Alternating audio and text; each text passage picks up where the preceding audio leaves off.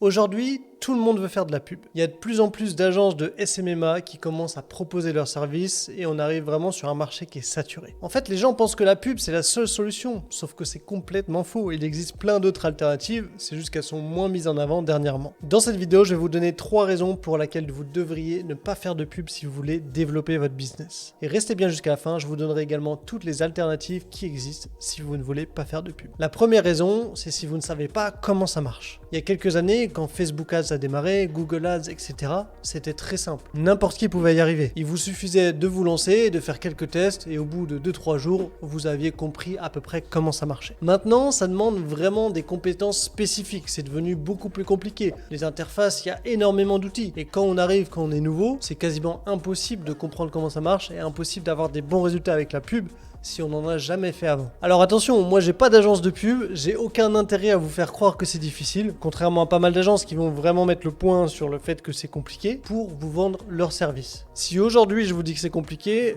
franchement, vous pouvez me croire, ça demande énormément de compétences. Premièrement, gérer l'outil Facebook Ads. Honnêtement, quand on arrive dessus, qu'on l'a jamais vu, c'est pas super digeste. Il y a vraiment des colonnes partout, des options partout, la 3/4 des termes, on sait même pas ce qu'ils veulent dire. Donc déjà, ça, c'est quand même un gros morceau.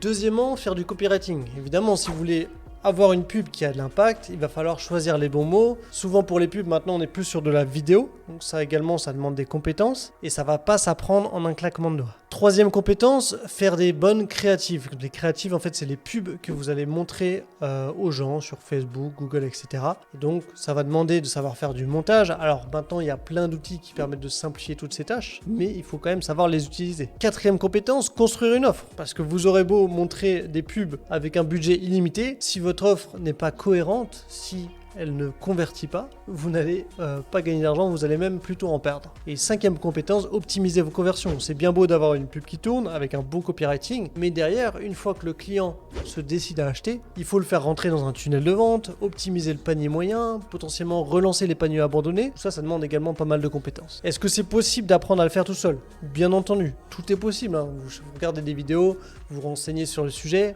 vous faites des tests, vous allez apprendre de vos erreurs. Tout ça, c'est 100% possible, c'est juste que ça va vous prendre pas mal de temps et d'énergie et potentiellement aussi d'argent. J'imagine que si vous avez déjà un business, vous n'avez pas forcément le temps, vous n'avez pas forcément l'énergie et bon, vous avez peut-être l'argent, mais bon, autant l'économiser si c'est possible. Donc voilà pour les ads. N'oubliez pas que c'est quand même un domaine assez complexe qui demande des vraies compétences et il y a plein d'autres alternatives qui sont possibles. On n'est pas obligé de faire de la pub. Je vous donnerai toutes les alternatives à la fin de la vidéo, donc restez bien jusqu'au bout. La deuxième raison de ne pas faire de pub, c'est la concurrence. Il y a quelques années, il n'y avait personne sur Facebook Ads. Mais maintenant, c'est vraiment la jungle. Les coûts publicitaires n'ont fait qu'augmenter et à mon avis, on n'est pas encore au maximum. Donc clairement, l'âge d'or de la pub, à l'époque où il n'y avait personne, c'est complètement révolu. Aujourd'hui, si vous voulez réussir avec vos publicités, ça ne demande qu'une seule chose, être meilleur que vos concurrents. Sauf que le problème, c'est que les concurrents, ils se professionnalisent de plus en plus. Donc, ça devient de plus en plus dur d'être meilleur que ses concurrents. Il vous suffit plus de regarder 2 vidéos YouTube pour être meilleur que votre concurrent. Il vous faut beaucoup de travail. Et si vous ne faites pas partie des meilleurs, globalement, l'issue, elle est assez logique. Vous allez perdre de l'argent. Des gens qui se lancent dans la publicité, honnêtement, j'en ai vu beaucoup qui crament 100, 200 euros par jour. Au bout d'une semaine, ils ont perdu 1000 euros. Ils n'ont eu aucun résultat. Peut-être même que vous, qui regardez cette vidéo, ça vous est arrivé. Les publicités, c'est vraiment un monde impitoyable qui peut rapporter beaucoup d'argent. Mais il y a une seule question à laquelle il faut répondre. Est-ce que vous êtes meilleur que vos concurrents? Ça s'arrête là. La troisième raison de ne pas faire de pub, c'est que ça prend énormément de temps. Faire du ads, c'est pas seulement lancer une pub et attendre que les millions arrivent jusque nous. Ça demande de la surveillance, de l'optimisation.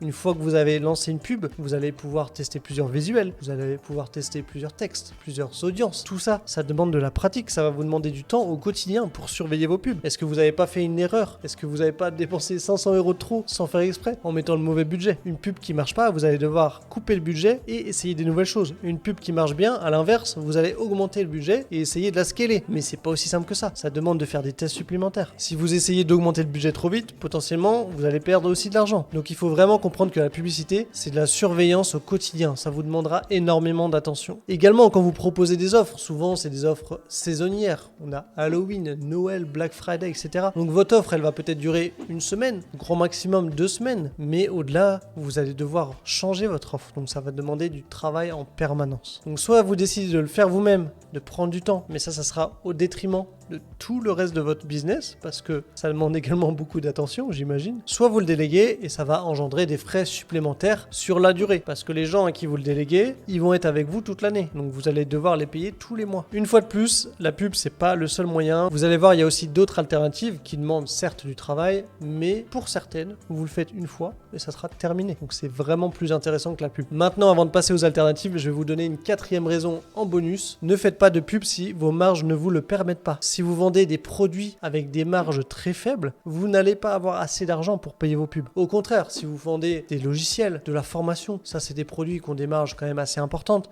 ça va être très adapté pour faire de la pub. Donc voilà, selon le type de business que vous avez, les pubs vont être pertinentes ou non. Maintenant, on va passer aux alternatives à la publicité. Première alternative, ça va être créer du contenu sur les réseaux sociaux, notamment le format short qui est un format qui marche très bien en ce moment. C'est pas seulement publier des vidéos où il va falloir avoir une stratégie de contenu, mais c'est quelque chose qui marche très bien. Demain, vous faites une vidéo short qui buzz sur TikTok, vous allez, entre guillemets, assez facilement, parce que voilà, ça demande quand même du travail, faire peut-être plusieurs millions de vues et ça va avoir un vrai impact pour votre entreprise. Ça va vraiment changer les choses. On n'a jamais eu une opportunité aussi intéressante que les shorts aujourd'hui. Alors je parle de shorts, mais vous pouvez également faire des vidéos sur YouTube. Ça marche toujours très bien. Vous pouvez développer votre Insta en faisant des stories quotidiennes, Snapchat, etc.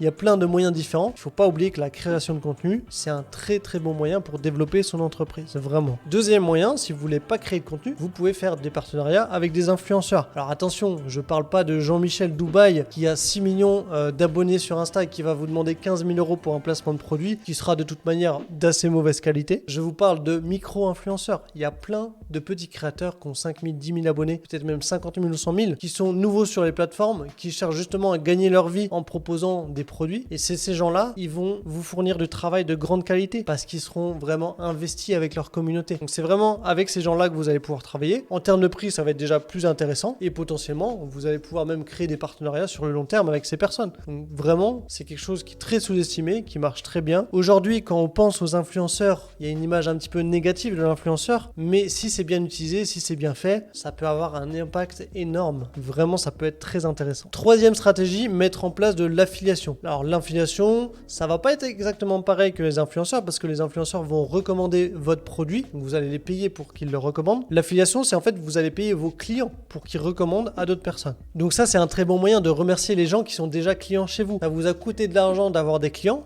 autant utiliser ces clients pour en acquérir des nouveaux. Potentiellement, si vous proposez un programme d'affiliation qui est intéressant, si vos produits sont bons, non seulement le bouche à oreille ça fonctionne, mais en plus de ça, si vous incitez les gens par des petits récompenses, par des petits bonus, si vous les incitez à vous apporter des nouvelles personnes, ça va exploser. Alors, ça demande du travail bien sûr, il y a des stratégies à établir, mais c'est tout à fait possible. La quatrième stratégie, ça va être de faire du SEO, aussi appelé référencement naturel. Alors vous allez me dire que c'est pareil que la création de contenu, pas exactement. On peut faire des stratégies SEO, notamment pour des boutiques e-commerce. Si vous avez des blogs, etc., ça marche très bien. Aujourd'hui, le SEO, c'est une compétence qui, à mes yeux, n'est pas si compliquée. Alors, je dis pas que c'est facile, en 2 minutes, vous allez tout savoir faire, mais vraiment, le SEO, c'est des règles simples à respecter. Donc, si vous vous formez dans le domaine, si vous pratiquez, vous allez y arriver sans problème. En plus, il y a plein d'outils qui vont permettre d'optimiser votre SEO.